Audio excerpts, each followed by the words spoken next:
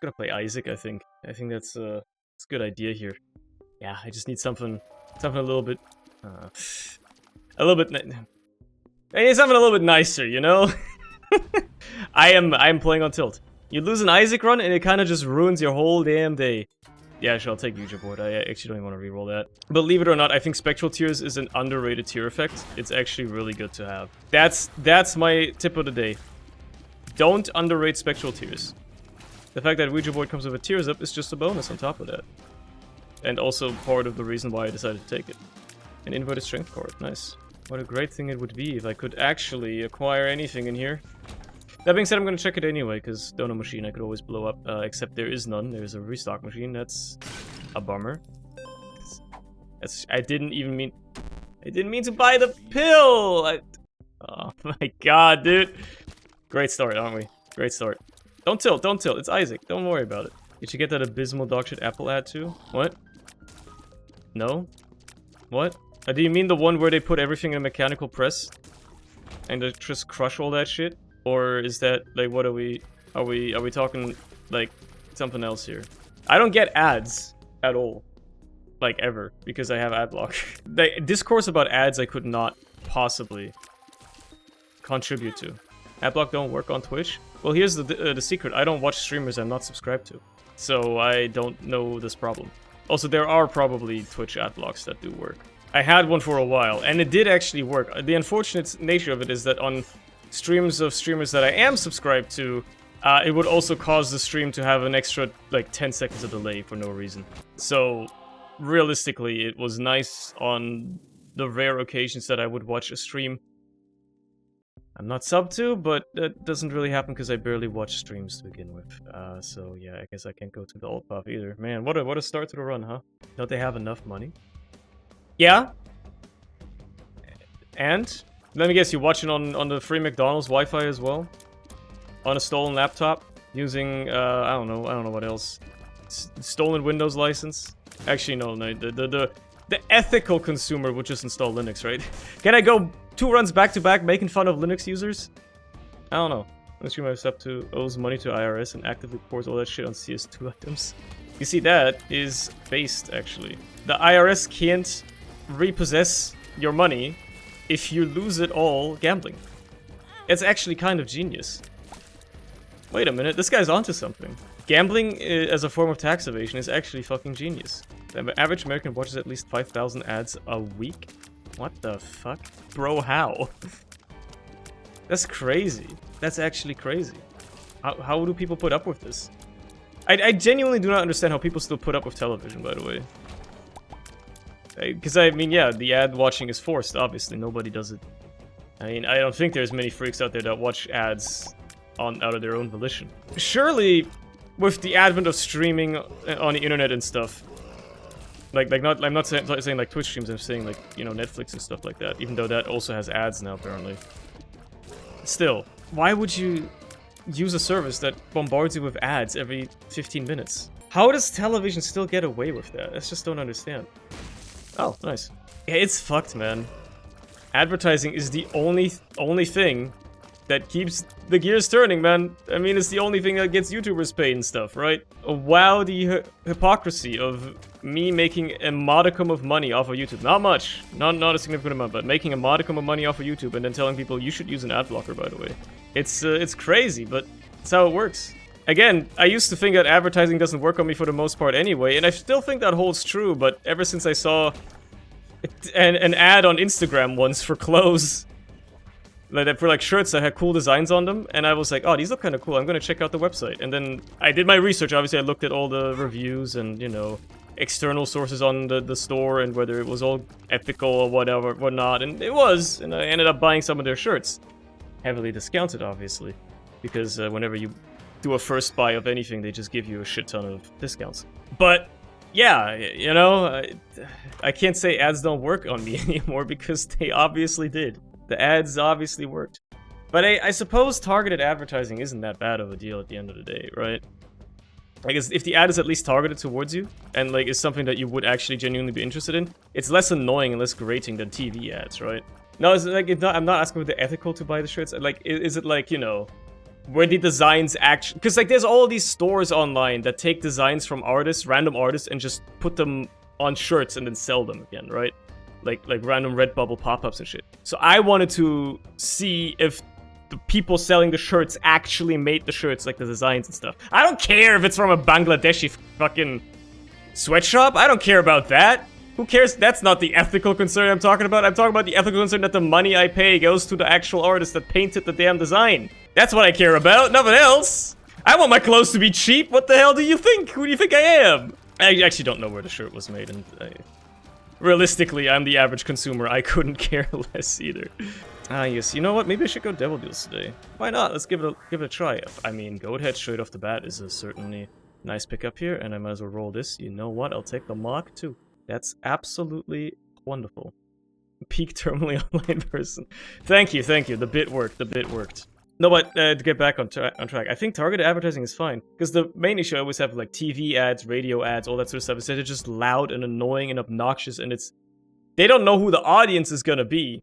So they're trying to, you know, appeal to the lowest common denominator and whatnot, and that's why they're so fucking annoying. I don't like them because of that. They're annoying.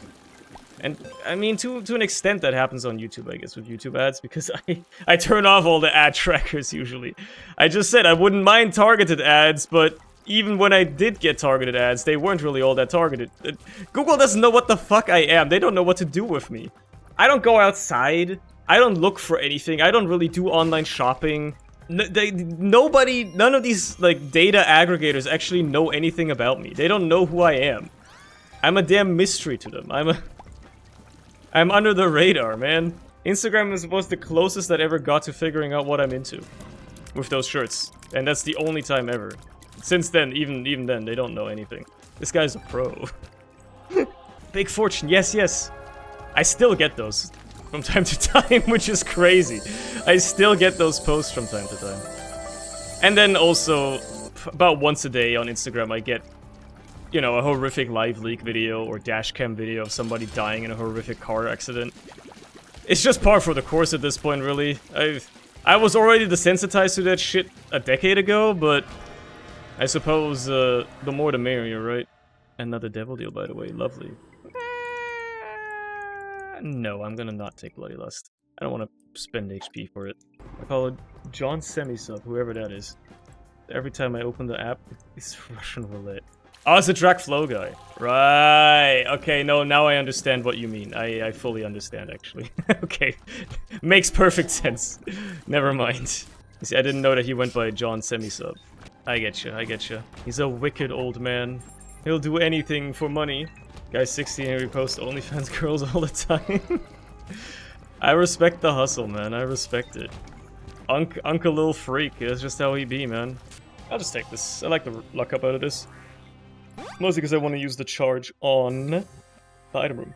Skibbity Biden, by the way. Oh, that's nice as well. Holy shit, I'm getting a lot of good tier effects. I got keys now. I can actually go in here. Holy shit, sharp luck. Gladly take that. Absolutely wonderful.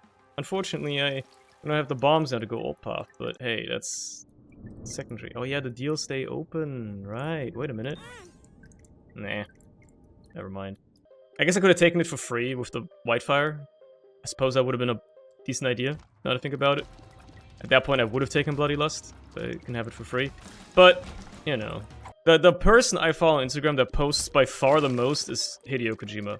I don't know why I started following Kojima on Instagram, but I think it was just kind of funny to see what kind of shenanigans this guy gets up to. And he just posts, like, the most random shit. It's really funny. Whenever he's traveling anywhere, he, like, takes photos and videos of the most random shit and then just posts it with, like, somber music over them. Bro's kinda chill with it, you know? Pluck kinda weird, but he's chill. I thought he did not know English. He just recently made a post that had an English caption. He barely ever even posts stuff with captions, so the fact that it had a caption was already out of the ordinary to begin with. It was some post about some book or something like that. So it must have meant a lot to him if he actually typed something out about it. Now, did he type the English caption himself? I don't know, maybe he had somebody translate it for him or help him out, but... You know, maybe he's been learning English. Maybe he actually knows English to that extent. It's always possible. It's always funny as well. I've picked up the idea of the Kojima movie barometer, where whenever he sees a movie, he'll tweet about it, that he's seen the movie. And what you can tell when he liked the movie, it's a little paragraph, maybe two, about what he liked about the movie and, you know, the things it meant to him. And when he didn't like the movie, all he does is just say, oh, I saw this movie. That's it. Perfect example, when he went to see Captain Marvel, and then just type, oh yeah, I saw Captain Marvel today. And then the next day, or the very same day, he saw a different movie and was like, oh, I saw this movie, it was so great, I loved it, the editing and the music were great.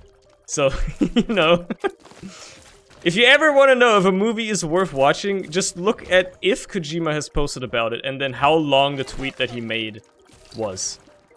If it's more than a single sentence, he probably liked it, and it's probably a good movie. It hasn't failed me yet, but I also don't watch a lot of movies, so don't take my word for anything on this note. I'm not much of a movie snob. I'll watch just about anything as long as I can have fun with it. AKA friends are watching it with me. Anyway, another devil deal, huh? What do you got? The duality I was just asking for. Your duality, sir, it's been delivered on a silver platter. Very interesting. Fascinating, even. And there was a bunch of batteries on this floor, right? So, well, charge keys. So why don't I, actually, now that I'm at it... No. I'm sorry, I don't want this run to end prematurely. I'm sorry, I'm a coward. I'm a coward, but I'm not taking Damocles. Pound of flesh! I actually don't think I want that either. How the fuck do you watch an L as the least film-coded man alive? You see, that's a good question. I don't actually know the answer to that. It kinda... I don't know. He tickled the right kind of my brain, even without me understanding, like, 90% of the movie references he makes. I have been just catching up on a backlog of movies over time, and I you know, I'm getting better at understanding some of the references at least. But yeah, it's just, I don't know, kind of stuck with him before he started always referencing movies, you know? You get in early and you just kind of stick at that point.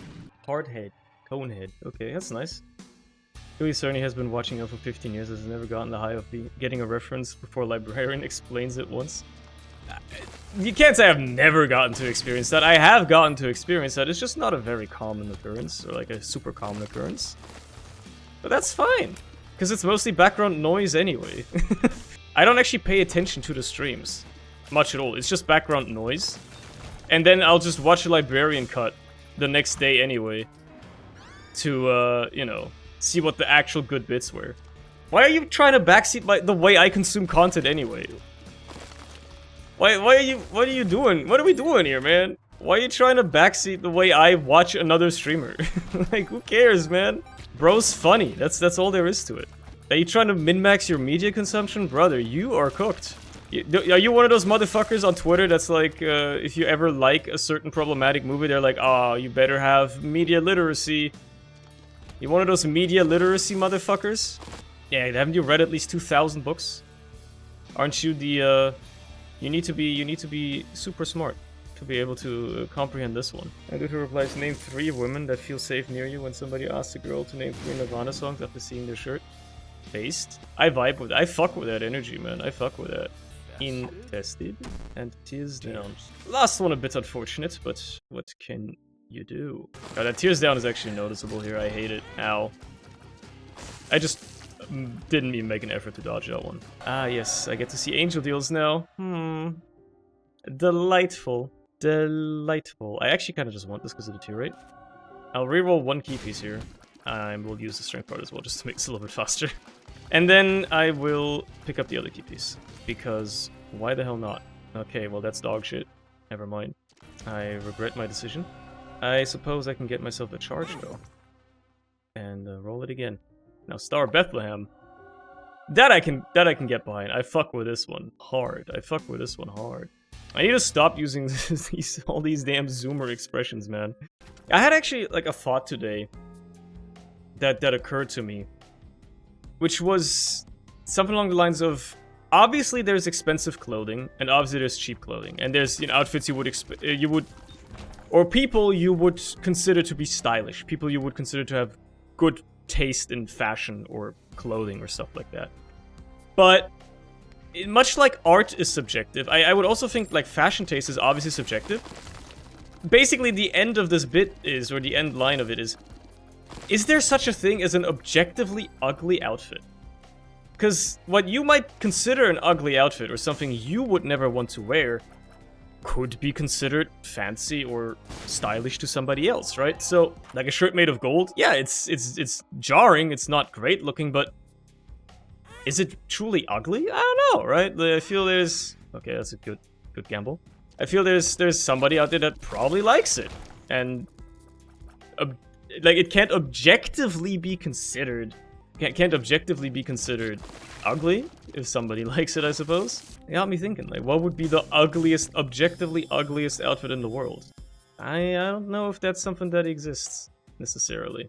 Like, you can say it's objectively the cheapest outfit, or dirty, or, you know, like work clothes, but is it the worst? I don't know. How do you quantify clothing? How do you do this?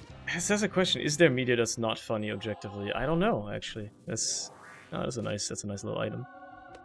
I should reroll this key piece, though. It's another one that can easily be deleted from the face of the earth. Mainly because I got another 2 deals after this, so why wouldn't I? Yeah, you know, I'm lazy. Like this stream? Exactly. Exactly.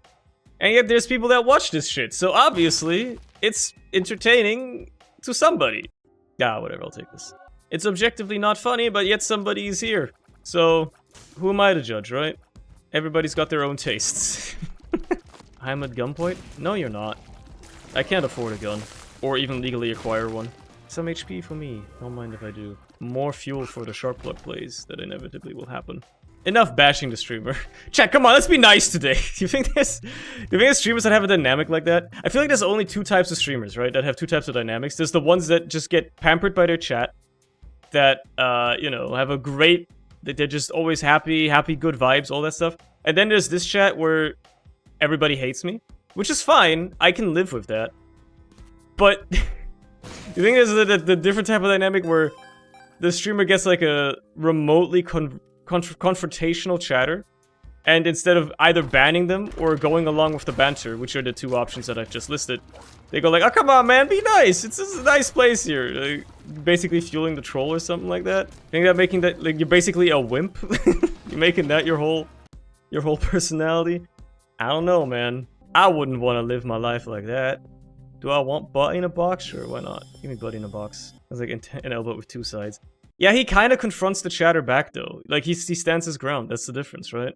Most successful streamers do a no-drama rule. Yeah, but then they're the motherfuckers that react to r/LSF for 3 hours every stream, so... Who am I to judge, right? Streamer gets bashed by chat. Yeah, but I feel like he goes along with it, you know? He plays off of it.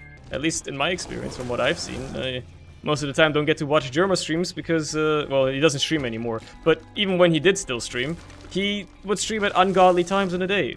What am I supposed to do? Stay up until 3 AM to watch some dude stream? Are you crazy? Nah, bro. It's not happening. I don't care that second Germa channel is slow. Who cares? I don't need it to be fast. At this point, Germa only streams once per business quarter anyway, so who cares? Who cares if it takes an extra day for a VOD to get edited down? Whatever. Look, man, it's okay. You gotta move on. Much like TF2 fans need to move on from TF2 and realize that the game won't be getting fixed reasonably. You gotta move on from the fact that Germa is dead. It's not your fault, but Germa has died. It's just... You gotta move on. You can't keep blaming yourself for his death. It's just... It was out of your control. You couldn't do anything about it. Can you bash TF2 fans for the Isaac video? I do that like every other Isaac video, actually. It's starting to become a terrible habit of mine. I'm just saying, you know? It's a good comparison to draw. Saw a post today where it was... The headline of Japanese soldier was still fighting in the jungle for 29 years after World War II ended, you know? That's TF2 fans. I haven't moved on from my TF2 phase. I haven't, because I like the game, but I also don't care about it getting updated or fixed whatsoever. Because all these motherfuckers that were complaining about all the bots and stuff, like, I understand, yeah, the game is still, like, it still has a bunch of players, it's still actively quote-unquote updated by Valve, and you want the casual experience to work, obviously. But bro, just play on community servers! All of your problems that you have with TF2, literally every single one of them is fixed by playing on a community server. But people are allergic to doing that. It's too much effort. I'm one to talk. I am the king of laziness. I'm the CEO, to quote Zoomer lingo, of being lazy. But if you just play on a community server, none of these issues are issues. Oh, well, there goes the bone heart. All you gotta do is join a community server. Boom, problem solved. Speaking of video essays, at 5-hour-long videos, it wasn't really a video essay, but you know what I watched recently? I watched the let's go up today. I watched the Vadi video about the Armored Core 6 lore, and I was actually pleasantly surprised by the lore that game has to offer. Because going into that video, I thought, maybe I'll watch like the first half hour of it and see, like it's probably not that interesting, because I wasn't really interested in Armored Core to begin with. And then I ended up watching the whole 5.5-hour long thing. Obviously not in one session, but yeah. It was the Armored Core 6 lore is actually fucking good as shit. It's actually really interesting. It's really, really interesting lore. 1/3 of it is literally just Dune, by the way. It's literally just Miyazaki probably read Dune or watched Dune and was like, okay, I'm implementing this into my next game. There's some very, very obvious parallels between aspects of the Armored Core 6 lore or storyline and aspects of, well, Dune. Very, very obvious. Drugs. Exactly, drugs! No, but like, it's got some interesting stuff going on with it. It's, it makes me curious as to how so many reviewers, when the game came out, were saying, oh, this game's got no lore. Armored Core has no story. Like, what the fuck are they talking about? I just watched a 5.5-hour long video explaining the story in great detail, and I'm still like, man, that's a good story. Do you mean the story isn't told? Well, that's just Miyazaki games. That's just FromSoft. They don't spoon feed you the story with a voice acted cutscene every 12 minutes that you can just sit and watch. You gotta read a little bit, I guess, but you know, you gotta do a little bit of thinking or like to uncover some of these secrets. But that's fine. That doesn't mean there's no story.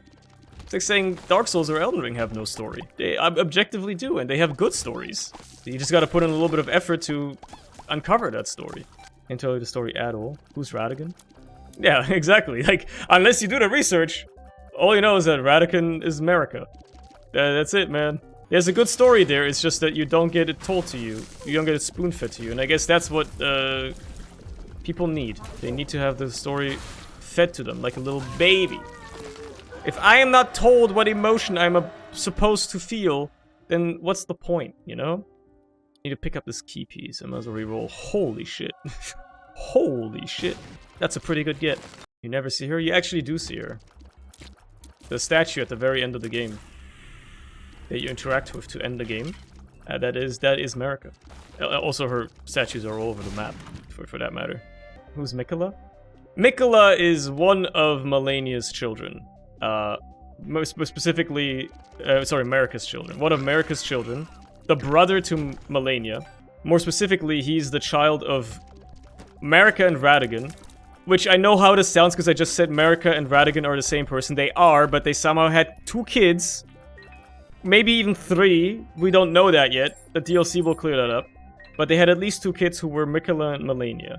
You never see his ass, but you'll see a lot of his ass probably in the DLC. Again, the DLC seems to be all focused, all about Mikola, so they saved them for that. That seems to be the grand plan here. And in case you wanted to make it even more confusing, Mikola is also Saint Trina, probably. And then Saint Trina is like an alter ego that he had, kind of like how Marika became Radigan and then became Marika again. Who the fuck are these dragons? The dragons were around before Marika showed up, and they were like part of the first Golden Order, and that's, you know... None of this is divulged to you in-game, by the way, which is good! I hate games that spoon-feed you the lore. I love interfacing with games' lore on my own terms, and figuring stuff out myself. And if figuring out myself means watching a YouTube video that explains it to me, that's fine! But I don't want the lore spoon-fed to me in-game, necessarily. I'm okay with divulging information by myself. I'm an adult, I can do that. Oh, cool, another crawl space with fuck all inside. Cool. Really awesome. Fuck off side boss dragons, half of them were random open world spawns, supposedly the gods of the earth you live on. No, you see, those aren't ancient dragons, they're actually the offspring of the ancient dragons. They're just lesser dragons, and that's why they are all over the lands between. The ancient dragons are only the ones in Farum Azula, and then select few that you see in earlier parts of the game, like Lanceax or Fortisax. You see, there's actually a reason for... I'm the lore guy now. When there's lore about a game I care about, oh man. A library, huh? I get to do a bunch of re-rolling as a treat. The dragon spells are funny as hell in Elden Ring, because in order to use them, you basically have to go into them from the get-go. You can never scale anything but Faith and Arcane. And even then, as you said, some of them are purely endgame accessible to you. But they are really powerful if you spec into them correctly. It's just a build that is not easy to make work. But if you go out of your way to make the build work, it can be very powerful. But that goes for pretty much every build in Elden Ring. As long as you spec correctly and you go out of your way, and anything can work well. You can take the shittiest weapons in the game and still make them work. As long as you're determined enough. Naturally. Where did the Star of Bethlehem go, by the way? I just noticed it's not here. Oh. It took a while, huh? I somehow got to the boss fight before it did. No shit, Demi, that's every game? I don't know, some games are irredeemable, though. In some games, the balance is just so far gone, right? Especially in multiplayer games, where, you know, in single-player games, at least the only limiting factor is, like, your skill. In multiplayer games, the limiting factor isn't just your skill, it's also everybody else's. So, in multiplayer games, it's a bit of a different story. You always have to take that into account if you're going up against other players. Might as well do one more roll in here. Okay, I think I've gone through literally as much as I could in here now. Yeah, dude. You know what's one of the most delusional TF2 related takes that I see? Pretty frequently actually. Is like this false attribution that all of the bad balance changes or stuff like that ever happened in TF2 are all the fault of the competitive community. Which is really funny, because it's obviously not true. Valve has never balanced in favor of competitive whatsoever, because if they did, then we wouldn't have to ban weapons. Or really anything of that note. It's just really funny. It's a very funny, common misconception. Kamikaze? Come on. Dirty Mind? Come on. The grave mistake of reading the Dortmund LAN shit you reposted. Why would you read that in the first place? But also, why is it a mistake? It's just a LAN announcement post. What's the big deal? I kind of regretted the fact that I never played Once We Count in 11 years of playing. I mean, I hate to say it, you kind of missed out, bro. It's a great sub-community. One of the most base things about the Dortmund LAN for TF2 in November is that a portion of the prize pool by the end of the tournament is going to be made up of revenue from the bar. Because they're going to sell drinks, as you do at any LAN. And a portion of that, the revenue that bar generates, is going to go directly to the prize pool. Which means this might end up being the biggest TF2 tournament ever. Like prize pool wise. Depending on what percentage of prize pool goes in there. But we'll see, I suppose. But that is pretty funny. If no one buys anything. Now, you've never been to a TF2 LAN. That bar, like the last TF2 LAN I went to, which was Arcadia, the bar literally sold out. Like they were out of drinks. Almost every TF2 LAN I've gone to, the bar always sells out. Because TF2 players just get drunk as shit all the time. That's just how it's gonna be. How is the bar gonna make money if the 16-year-old can't buy beer? What are you talking about? First of all, this LAN is in Germany, so the drinking age is 16. But secondarily, most of the people that come there are adults. Most competitive players are a little bit older than your average TF2 player, you know? The average TF2 player, yeah, they're like 16, and they think that TF2 can still be fixed and updated. But the average comp player is like, I don't know, 20 probably at this point, man. The game is old, bro. These motherfuckers are ancient. I'll show up and kill everyone there, it's okay. Or do you think I'll get in trouble? I don't know about that. I don't know. I think you'll be fine, honestly. You guys are fucked up. Don't tell them about the age of consent in this country. Don't Google age of consent in Germany. You'll shit yourself when you find out. Love Star of Bethlehem, by the way. Making this a lot quicker. Look, I got nothing against people being passionate about TF2 still and wanting the game to be fixed and playable and casual, but also, you gotta be a little realistic, you know? It would explain why you live there. Yeah, I was born here. Unfortunately, I had no choice in the matter. I was born here and I have citizenship of this country. Unfortunately, I have no choice in the matter. Although it is curious, I've never thought about it. Like, the age of consent really is 14 in Germany, which is fucking crazy to me, because I don't think any court in this country will not convict an adult having intercourse with a 14-year-old. If a 14-year-old was like, hey, this adult, you know, sexually harassed me or whatever, they would be a pedophile. It just doesn't make any sense to me. It must be the same as it is in Japan, where on a federal level, it's a certain age, but then on a municipal level, on a state level, it is enforced differently. I'd have to actually look that up, but it is crazy to me. Because at least I've never seen a 15-year-old in a relationship with a 20-year-old. I don't know, I think it's kind of weird. Why do you have esoteric knowledge of Japan's age of consent laws? I don't. This is a piece of trivia I saw on the internet once. I don't know if it's true. Maybe someone was just coping. Maybe it's not even true. But I heard once that even though the age of consent in Japan is low as shit, supposedly, it's actually enforced differently on a municipal level. So, you know. Not like it matters to me, I'm not in Japan. I'm not gonna hook up with a Japanese girl. Let alone a 13-year-old one. But yeah. I do have a brother that lives in Japan. Guess what? His wife is older than him. And he's fucking 41. Yeah, he's 41. So, you know, none of this matters at all. Anyway, runs over. Ain't that something?